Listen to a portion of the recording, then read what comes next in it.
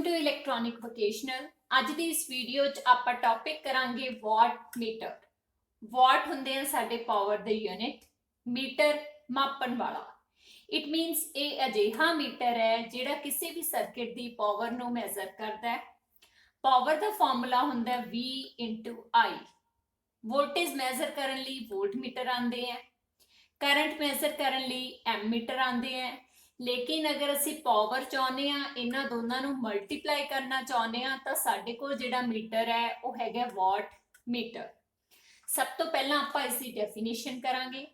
Definition च आपां लिखांगे कि वाट मीटर अजिहा मीटर है जिहदे नाल असी किसी भी सर्किट की पावर मैजर कर सकते हैं। इसके यूनिट हुंदे ने वाट्स। इसनूं इलैक्ट्रो डायनमो वाट मीटर भी कहा जाता है। फिर आपां इसकी डायग्राम ड्रॉ करांगे। डायग्राम ड्रॉ करन तो बाद आपां इसकी कंस्ट्रक्शन ते गल करांगे। कंस्ट्रक्शन दे लई इसके 4 पार्ट्स ने, fix coil, moving coil, pointer, scale.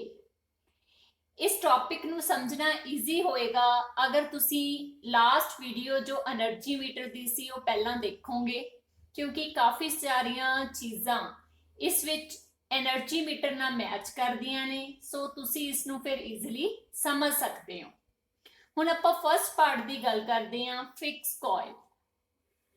इस दे विच 2 फिक्स कॉइल ने ਜਿਹੜੀਆਂ कि इन सीरीज लगाईयां होईयां ने विद द लोड। इन्हां दोनों के सेंटर च एक पई है मूविंग कॉइल। जिहड़ी फिक्स कॉइल है उहदे ते नंबर ऑफ टर्न्स नेगियां, देखो दोनों दे विच सेम दित्तियां होईयां ने।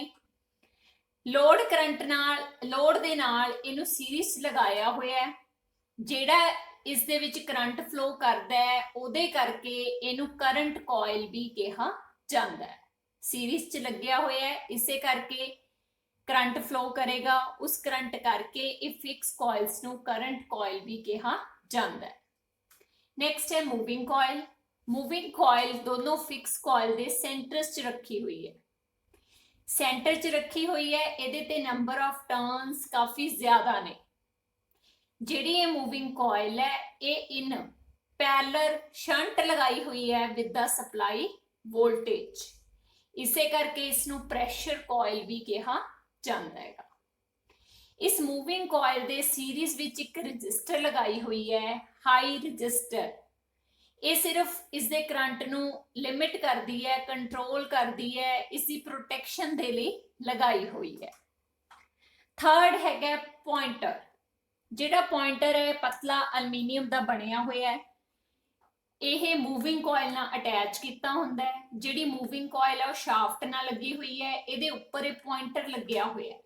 जदों मूविंग कॉइल मूव करूगी डिफ्लैक्शन टॉर्क करके, तां ये पॉइंटर मूव करूगा। स्केल, इस स्केल के उपर पॉइंटर साडा मूव करूगा। इत्थों ही असी रीडिंग नोट करांगे। जदों असी सर्किट लगाता, जदों पावर मैजर होगी, मूविंग कॉइल साडी डिफ्लैक्शन टॉर्क प्रोड्यूस करूगी, जिहदे करके पॉइंटर मूव करूगा, तो स्केल तो असी उन्नी रीडिंग नूं नोट कर लांगे। नैक्सट आपां करते हैं इसकी वर्किंग कि काम किदां करदा है।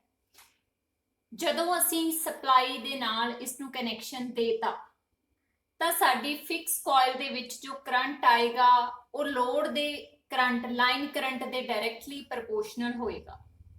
मूविंग कॉइल दे विच जिहड़ा करंट है वो सप्लाई दे डायरैक्टली प्रपोर्शनल होएगा। फिर ये दोनों कॉइल्स दे विच मैग्नेटिक फील्ड पैदा होएगा। जदों ये दो मैग्नेटिक फील्ड आपस दे विच इंटरैक्ट करनगे तां डिफ्लैक्शन टॉर्क पैदा होएगा, जिहदे करके साडे पॉइंटर की मूवमेंट होनी शुरू हो जाएगी। पॉइंटर की मूवमेंट जदों आएगी स्केल ते तां आपां उसनूं एज ए आउटपुट उस रीडिंग नूं नोट कर लांगे, क्योंकि पॉइंटर की मूवमेंट डिफ्लैक्शन टॉर्क ते डिपेंड करती है। डिफ्लैक्शन टॉर्क डायरैक्टली प्रपोर्शनल है कि फिक्स और मूविंग कॉइल दे विच करंट कितना है। फिक्स कॉइल का करंट लाइन करंट ते डिपेंड करेगा, मूविंग कॉइल का करंट सप्लाई वोल्टेज ते डिपेंड करेगा। सो इसे करके साडी आउटपुट V और I दोनों ते डिपेंड करेगी। साडे कोल जिहड़ी आउटपुट आएगी ਉਹ V ਔਰ I ਨੂੰ ਮਲਟੀਪਲਾਈ ਕਰਕੇ ਆਏਗੀ, ਉਹਨਾਂ ਤੇ ਹੀ ਡਿਪੈਂਡ ਕਰਦੀ ਹੈ।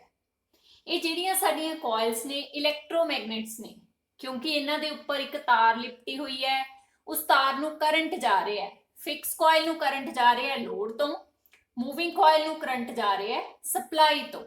ਜਿੰਨੀ ਜ਼ਿਆਦਾ ਸਪਲਾਈ ਉਨਾ ਜ਼ਿਆਦਾ ਕਰੰਟ, ਜਿੰਨਾ ਜ਼ਿਆਦਾ ਇਧਰੋਂ ਲੋਡ ਤੋਂ ਲਾਈਨ ਕਰੰਟ ਜਾਏਗਾ ਉਨਾ ਜ਼ਿਆਦਾ ਕਰੰਟ ਹੋਏਗਾ ਫਿਕਸ ਕੋਇਲ 'ਚ। ਕਰੰਟ ਦੇ ਮੁਤਾਬਕ ਹੀ ਇਹ ਆਪਣਾ ਮੈਗਨੈਟਿਕ ਫੀਲਡ ਪੈਦਾ ਕਰਨਗੀਆਂ। ਜਦੋਂ ਦੋਨਾਂ ਦਾ ਮੈਗਨੈਟਿਕ ਫੀਲਡ ਪੈਦਾ ਹੋਏਗਾ, ਆਪਸ ਦੇ ਵਿੱਚ ਦੋ ਮੈਗਨੈਟਿਕ ਫੀਲਡ ਸੀ, ਇੰਟਰੈਕਸ਼ਨ ਹੋਏਗੀ। ਉਸ ਇੰਟਰੈਕਸ਼ਨ ਕਰਕੇ ਡਿਫਲੈਕਸ਼ਨ ਹੁੰਦੀ ਹੈ, ਮੂਵਮੈਂਟ ਹੁੰਦੀ ਹੈ, ਜਿਹਦੇ ਨਾਲ ਸਾਡਾ ਪੁਆਇੰਟਰ ਮੂਵ ਕਰੇਗਾ। ਫਿਰ ਪਾਵਰ ਦੇ ਮੁਤਾਬਕ ਸਾਡਾ ਪੁਆਇੰਟਰ ਮੂਵ ਕਰੇਗਾ ਤੇ ਅਸੀਂ ਇੱਥੋਂ ਰੀਡਿੰਗ ਲੈ ਲਾਂਗੇ। ਸੋ ਇਹ ਸੀਗਾ ਟੌਪਿਕ ਵਾਟਮੀਟਰ। ਇਸ ਦੇ ਨਾਲ ਇਹ ਚੈਪਟਰ ਕੰਪਲੀਟ ਹੁੰਦਾ ਹੈ।